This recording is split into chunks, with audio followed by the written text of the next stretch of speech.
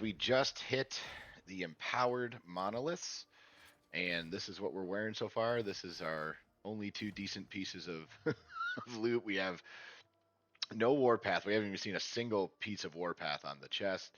Again, our altars are not great, but we're doing what we got to do right now. Okay, so we're working there slowly but surely. Um, we're wearing what we can get. Uh, Obviously, the bases aren't great. Some of the stat weights aren't great. The belt needs a lot of work on the belt. We actually have a belt that we're probably going to roll here in a minute, but yeah, this is what. Yeah, I mean, this is trash, just trash. But I need it for the mana regen right now. So that's what we're sitting at. We're sitting at 404 mana. This is our first empowered monolith with Warpath, and again, butter baby, butter baby, just making it big.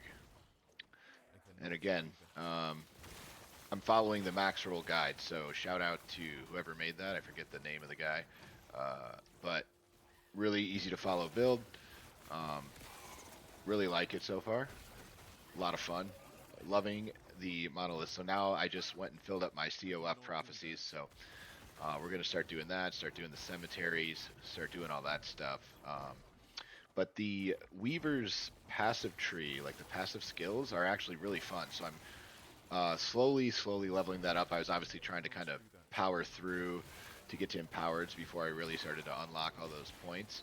But the Nemesis and the Champs are kind of my two favorite things. So I'm really trying to focus on going into those um, and making that work. So I'm having a blast with this. I'm obviously going to start working on farming specific gear now that we're in the end game. Once I get the um, what's it called?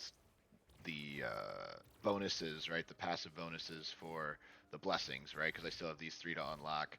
And then once I unlock those, we'll decide where we want to go and what we want to specifically farm and et cetera, right? But so far, guys, had an absolute blast in the early end game. So the beginning monoliths, finally got it unlocked. I'm really actually very happy that I do not have to do that again on alts.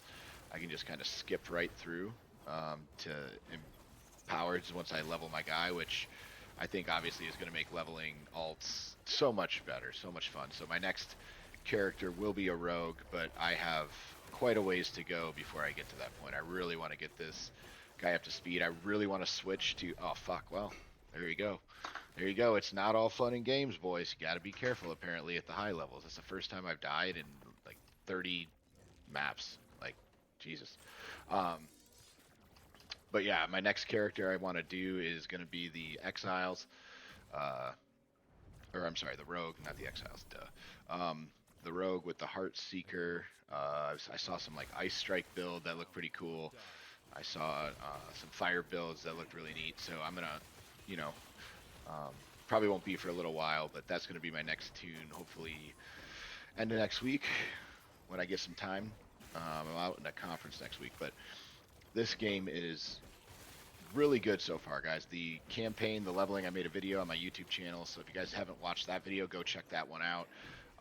Phenomenal, but as we're starting the actual end game now and really starting to get into empowereds and work on corruption and min-maxing stuff, I'm really excited to see where this build can go, because I'm, really enjoying it, even with scuffed gear and, just getting into the first level 100 maps. So would love to know what you guys are thinking. What if anyone else is playing this build and has found like some really cool tech or some really cool stuff that maybe I missed? Let me know, because I'd love to check it out and see what you guys are running. So let me know in the comments what your guys' build guides are and anything that you found. But wanted to just update you that we are officially in the end game.